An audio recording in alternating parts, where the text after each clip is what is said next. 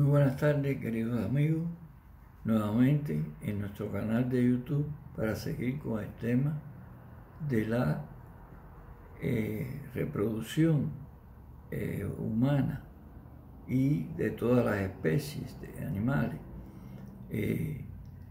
Ayer hablábamos de la espermatogénesis, o sea, la producción de espermatozoides. Decíamos que esta producción de espermatozoides comenzaba en los túbulos seminíferos, unos túbulos enrollados que tiene el testículo dentro, y en las paredes, en el epitelio de las paredes de esos túbulos es donde se comienza a formar los espermatozoides, o sea, las espermatogonias, que son las células primordiales. Y después, por una serie de procesos que ustedes vieron ayer,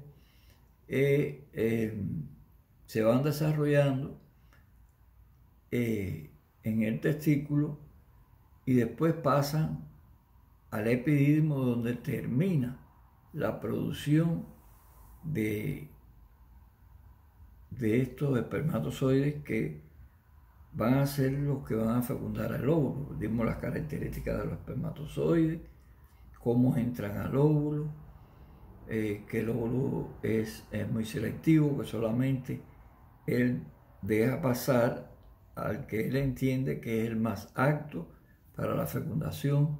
Todo eso lo decíamos ayer, y cómo se formaba, o sea que comenzaba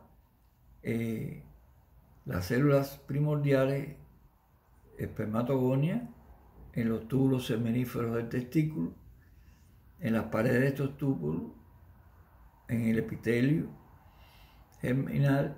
Ahí se comenzaba la producción de las espermatogonias, y después, por una serie de procesos de meiosis y mitosis, se convertían en los espermatozoides, que después pasaban al epidídimo, que es una parte del sistema reproductor masculino, y en ese epidídimo terminaba su desarrollo y estaban listos para la fecundación.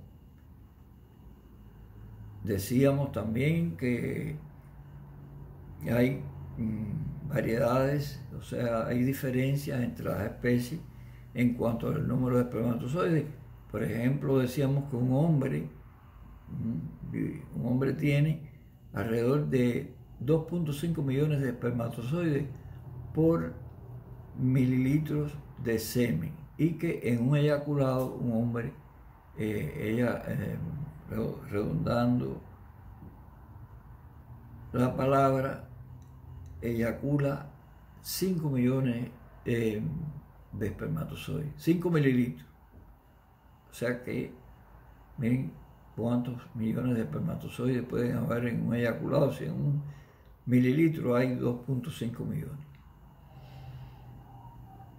O sea que es una cantidad tremenda, una cantidad asombrante, y eso es porque es difícil el encuentro del óvulo con el espermatozoide.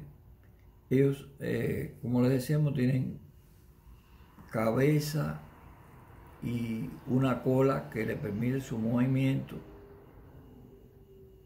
ascendente hasta encontrarse con el óvulo. Desde la vagina viaja para encontrarse con el óvulo para ser fecundado.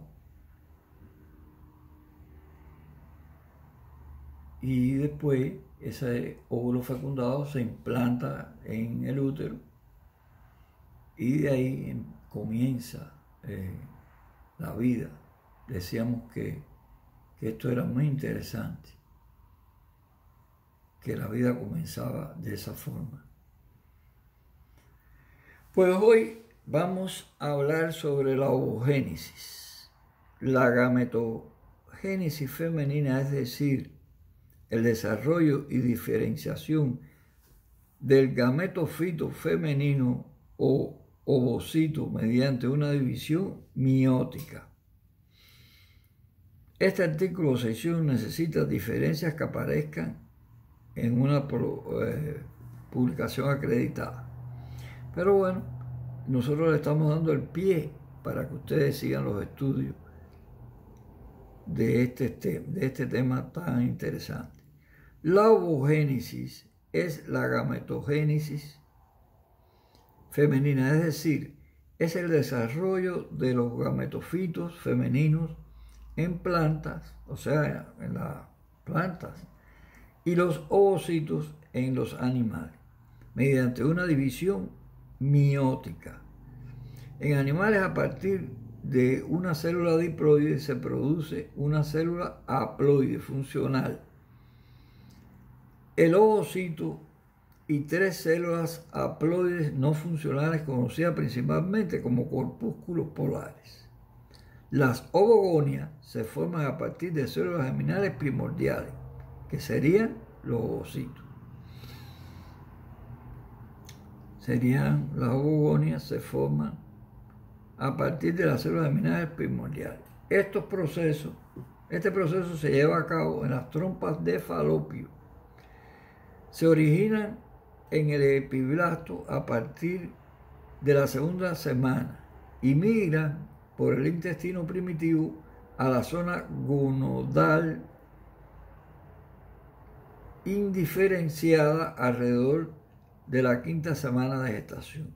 Una vez en el ovario, experimentan una mitosis hasta la 20ª semana, momento para el cual el número de ovogonias ha alcanzado un máximo de 7 millones. Esta cifra se reduce a 40.000 o a solo 400, que serán ovuladas a partir de la pubertad hasta la menopausia, alrededor de los 50 años. O sea que a partir de la pubertad se comienzan a ovular. O sea que aquí estamos viendo que la hembra nace va a estar preparada y va a tener los óvulos durante su vida reproductiva, desde la pubertad hasta los 50 años, la menopausia. Desde la 8ª semana de gestación hasta los 6 meses después del nacimiento, las ovogonias se diferencian en ovocitos.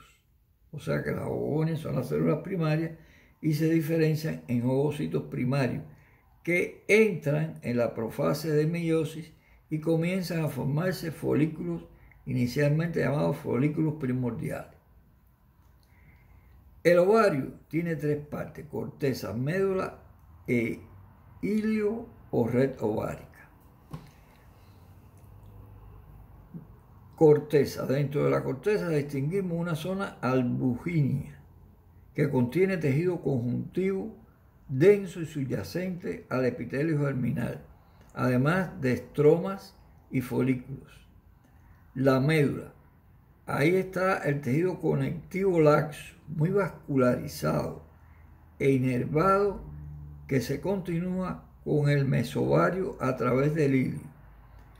Hilio o red ovárica. Contiene vasos sanguíneos y linfáticos. Con el hilio se visualizan células productoras de andrógenos con las características de las células que sintetizan hormonas esteroideas. Con respecto a su función, el ovario se encarga de producir los gametos femeninos, los ovocitos. Segundo, secretar las hormonas esteroideas, estradiol y progesterona. No debemos olvidarnos de esta función, ya que va a ser muy importante para el correcto funcionamiento del ciclo ovárico.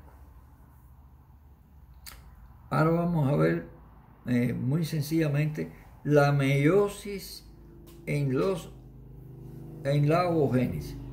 El gameto femenino provee el futuro embrión. O sea que el gameto femenino provee el futuro embrión, además de su núcleo haploide, reservas de enzimas, organelos y sustratos metabólicos. Algunas especies producen miles